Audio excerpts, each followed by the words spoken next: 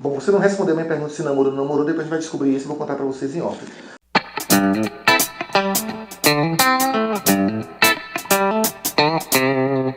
E aí galera, tem vídeo novo chegando no canal e essa semana vamos falar sobre o movimento LGBT, sobre luta, sobre ditadura e sobre esse movimento que corre pelo país inteiro. Vamos conversar hoje com James Green, não falei o nome errado desta vez, porque a produção estava cristiano, né? Ele esteve na capital baiana para lançar o livro O Revolucionário Gay, a extraordinária história de Herbert Daniel. Quem foi Herbert Daniel, James? Ele foi um estudante de medicina que descobriu sua homossexualidade no colégio e também descobriu a Revolução. E ele se juntou a um grupo revolucionário com Dilma Rousseff e outras pessoas para lutar contra a ditadura militar. Precisa entrar na clandestinidade, percebeu que não podia ser homossexual e revolucionário, então ele reprimiu sua homossexualidade durante 5 anos. E depois ele vai para o exílio. Quando ele volta do exílio, ele é um cara muito importante no movimento LGBT como candidato a deputado estadual no Rio. Depois um dos maiores defensores das pessoas vivendo com HIV e AIDS. Infelizmente morre em 92, mas ele vai recriando o discurso sobre AIDS no Brasil, no final dos anos 80, começo dos anos 90.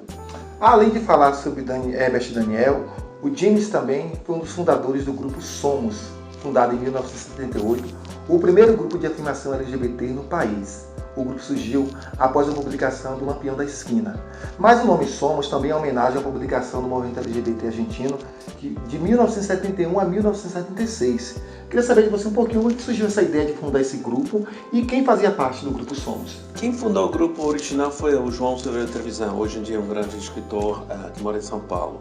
Eu integrei no grupo em setembro de 78, uns 4, 5 meses depois da fundação do grupo, e eventualmente eu dirigi aulas mais à esquerda do grupo, que queria criar um diálogo com o movimento negro, o movimento feminista, o movimento operário.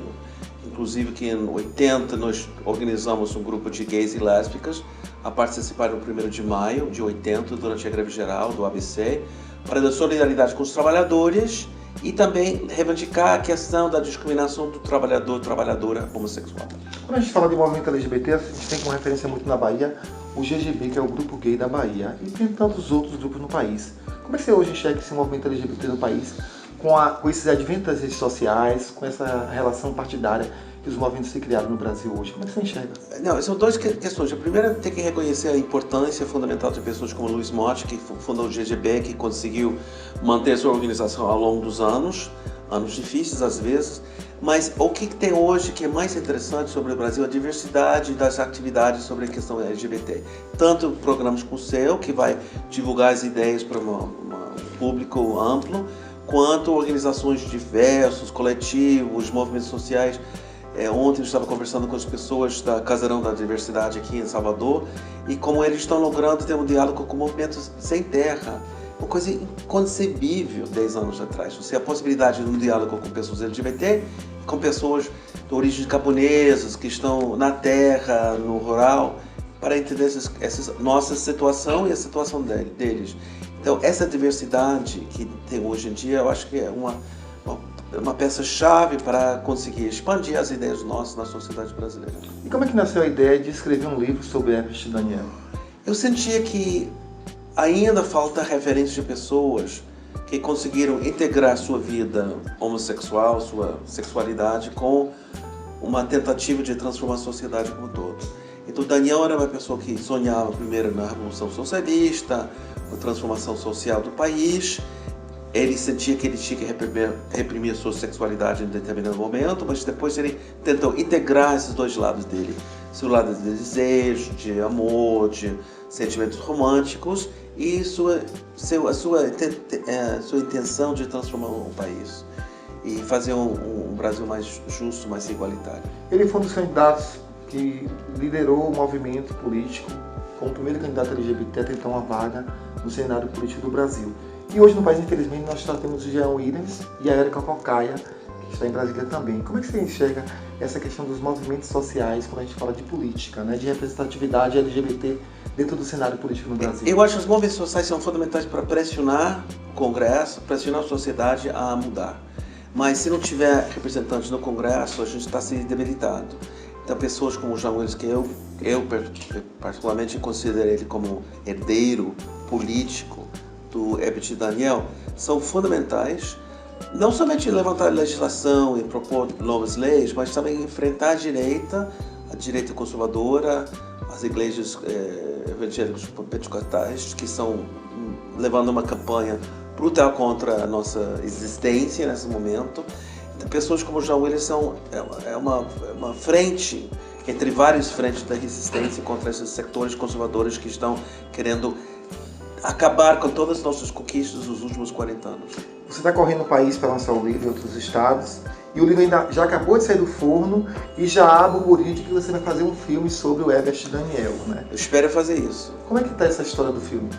Bom, primeiro, eu acho que a maioria dos filmes sobre a ditadura militar criam estereótipos sobre os revolucionários, as pessoas que resistiram. Então, eu gostaria de tentar fazer um filme que explica as motivações, as personalidades, os conflitos, as angústias das pessoas que estão envolvidas nesse movimento naquele momento. Estou conversando com possíveis diretores, possíveis roteiristas, e espero que saia o filme num momento apropriado. Na obra você conta a história do Daniel, que com certeza tem passagens emocionantes para você e para as pessoas que o conheceram e para a própria família. Como é que foi seu contato com a família para transpor essas quase 400 páginas da obra? O que ficou de fora, o que você gostaria de colocar que não foi colocado na obra? Para mim, o mais lindo foi a relação que Herbert tinha com sua mãe. E não é um estereótipo, mas muitos gays têm uma relação muito forte com as suas mães. E quando eu entrevistei ela a primeira vez, no final da nossa entrevista, ela falou: faça esse livro sobre ele está esquecido, ele precisa ser lembrado. Isso me tocou muito. Ela já tem 92 anos, é uma pessoa que amava muito seu filho. Ela era uma mãe de uma família onde o marido, o sogro e o outro filho eram militares, eram PMs. E tinha outro filho que era revolucionário, que foi para a luta armada. Então, é uma mãe que sabia amar toda a família com suas diferenças. E também me chamou muita atenção como os irmãos dele idealizavam o seu irmão, os dois irmãos do Herbert Daniel. Uma família muito unida nesse sentido. Então, esse foi um estímulo, uma motivação para fazer o livro.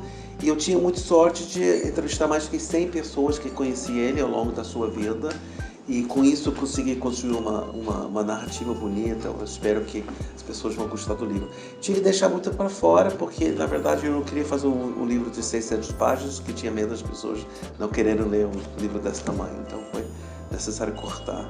Quando a gente fala do Herbert Daniel, a gente percebe que ele era um revolucionário político que enfrentava os entraves da ditadura militar e ainda ser LGBT nesse período tão nebuloso do Brasil.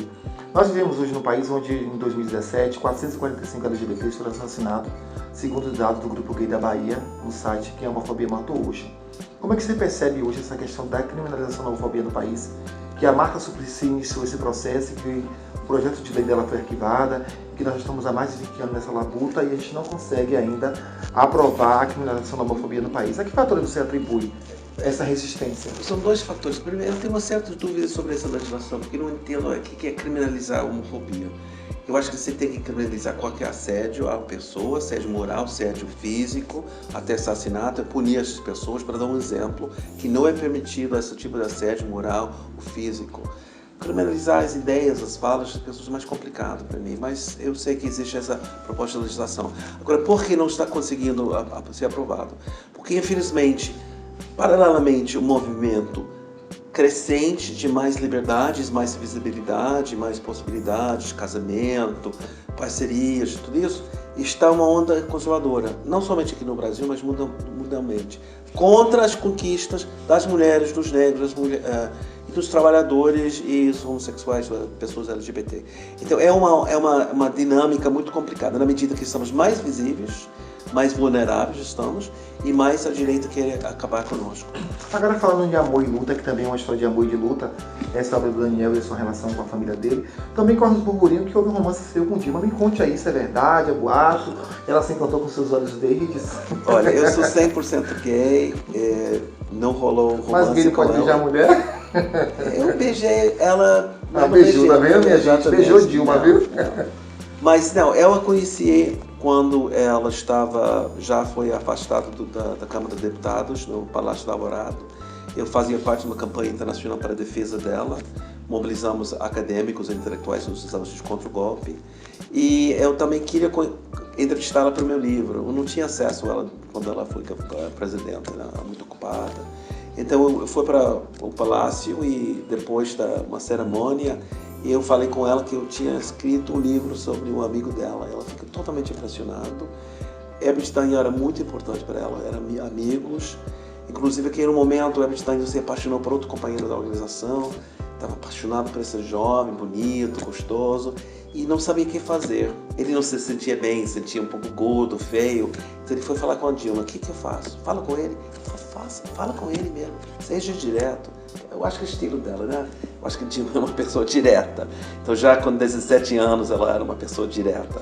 Então ele pegou esse conselho e foi falar com essa pessoa. A pessoa disse: olha, tudo bem, eu não sinto tesão por um homem, posso ser seu amigo, gosto muito de você, mas não vai rolar nada.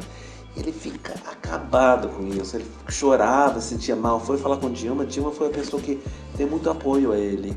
E ela percebeu também que a questão da homossexualidade no Brasil era muito mais complexa do que ela imaginava. Então esse é um aspecto dela que descobria nessa pesquisa, uma pessoa muito humana. Eles também moravam juntos na clandestinidade e eram muito ligados um ao outro. Depois ela perdeu contato com ele foi para o exílio, ela estava presa, depois fez a carreira dela. E eu consegui, na verdade, unir os dois de novo. Ele morto, ela presidente afastada. Bom, você não respondeu a minha pergunta se namorou ou não namorou, depois a gente vai descobrir isso e vou contar para vocês em off. Mas você tem uma relação muito forte com o Brasil e com a cultura da gente. Como é que nasceu esse interesse de James pelo Brasil? Eu não sei. Eu não sei. Eu acho que foi Carmen Miranda quando eu era jovem. Eu me lembro que minha mãe, que estava fazendo mestrado, um dia desceu para a nossa sala de jantar e falava sobre uma coisa curiosa de um príncipe, o rei do Portugal fugiu para o Rio de Janeiro. Eu achava bárbaro que tinha um império aqui que eu não sabia. Foi uma série de acidentes que me levou ao Brasil. Eu acho que foi o meu destino. E eu tenho honra hoje em dia de ser professor de História do Brasil lá fora, diretor executivo da Associação de Estudos Brasileiros. Nós temos um grande programa na nossa universidade. Eu sou ensino História do Brasil e Cultura Brasileira na minha universidade. Então é uma grande honra para mim e tenho a oportunidade de visitar o Brasil 2 ou 3 vezes por ano. E ser grande amiga da presidenta. Que fino, né, gente? Ser amiga da presidente Dilma, eu não sou amiga de ninguém por enquanto, viu? Estou procurando amigas na internet, acessa aqui embaixo, mande mensagens, directs também, inscreva. Se inscreva no canal e vamos virar amigo, porque ele é amigo do presidente, eu não sou amigo de ninguém. Mas eu quero lembrar que este livro que o James está divulgando e lançando no país inteiro, você pode encontrar online no site da Civilização Brasileira. No finalzinho aqui do vídeo você confere aqui embaixo o endereço como comprar o seu. E o mais importante é a história do movimento LGBT no país. É uma história de uma grande liderança que muita gente não conhece, que nós precisamos conhecer a história dessas pessoas que lutaram há tantos anos atrás por nós. Estamos aqui hoje ocupando esse espaço. Falo diretamente a você nesse canal aqui, com esse querido aqui do lado, que é o movimento LGBT em carne e osso. Aqui eu tô pegando, viu? Pois é, até o próximo vídeo, né? Tô aqui tomando chamada da produção, uma atrás da outra, hoje tá foda, viu? É porque o ponteiro tá batendo pesado. Mas enfim, depois eu vou contar mais sobre esse negócio do ponteiro bater pesado. Seja bem-vindo sempre, viu? Não vem 2 anos, vem com mais tempo. Não, eu vou frequentar muito mais Salvador agora. Pra gente sair na cidade pra tomar umas churrias aqui. Exatamente, delícia, conhecer, né? a babado da cidade. Hoje tem babado mesmo, tem gente que usa short grade, tem um orientando seu que ele, quando bota o shortinho no ponto da barra, é loucura. Eu não vou falar o nome dele não, viu? Pra depois evitar confusão, viu? Muito obrigado, viu? Obrigado a você. Seja bem-vindo.